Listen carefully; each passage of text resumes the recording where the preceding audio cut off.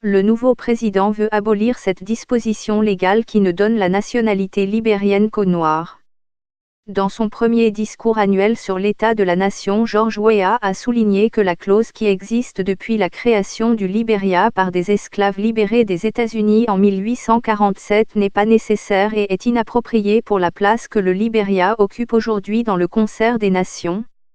L'idée de donner un refuge et une terre d'accueil à des esclaves après leur départ des États-Unis n'est plus d'actualité dans la société d'aujourd'hui, a-t-il expliqué.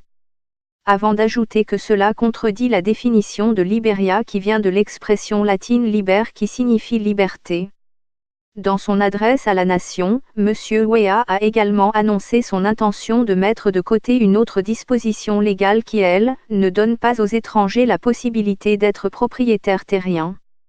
Cette disposition est nocive pour notre économie selon le président libérien, qui voudrait aussi lever l'interdiction de la binationalité. Comme mesure corrective pour l'économie du Libéria, George Weah compte aussi baisser son salaire de 25%. Car, notre économie est boiteuse ainsi que notre gouvernement.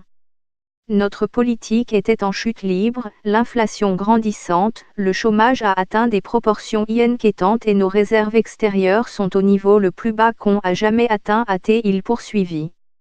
Après ce chapelet de mesures prises pour redresser l'économie du Libéria, le nouveau président a souligné qu'il ne peut y arriver sans le soutien du peuple.